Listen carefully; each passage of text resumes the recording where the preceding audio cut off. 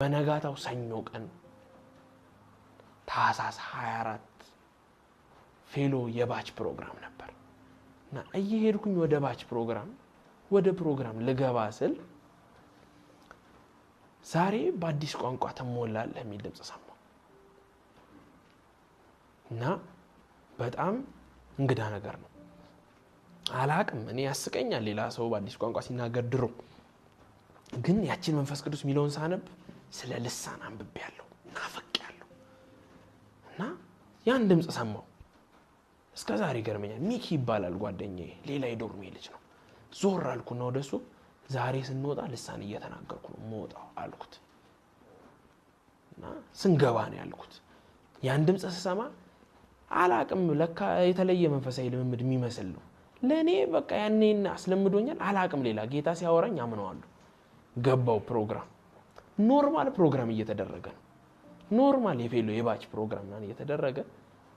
ሊጸለይ ነው ቆሙና ተባለ ኖርማል ጸሎት እየጸለይ ነው ልጆች የፌሎ ልጆች ነው እያጸለዩ ያሉት እዛ መሐከል ብለኸኛል አልኩኝ እጄን ግንባሬ ላይ ጫንኩ 1 2 3 ስል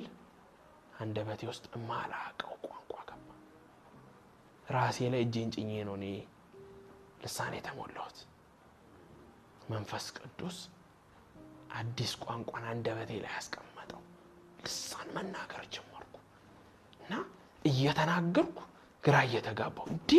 እንዴ ማቀው ነው በሰው ምናምን ሰምቻለሁ እሱ ነገር እያልኩት ነው ያስጠናኝ የለም እንዲ በልና ምናምን ሃሌሉያ በል ምናምን ያለኝ የለም ምን ያላቅም እጄን ግንባሬ ላይ ጫንኩኝ አሁን ስል ነው የመጣው ልሳን እየተናገርኩ ነው እና ፕሮግራሙ ልክ ሲያልቅ ዞር ብዬ ሚኪ ጋር ሄጄ ልሳን በጆሮ ተናገርኩ አየህ አልኩት ያለኝን አረጋው አሁን እግዚአብሔር እርግጠኛ ያረጋኝ ነው ግቤ የገባነው ጥቅምት 11 ላይ ነው ይሄ ተፈጠረው ታህሳስ 24 በዚህ መሃል ነው ሁላ ነገር እግዚአብሔር የሰራው አሁን ሌላ ላይ ያረጋኝ ተነስቷል እና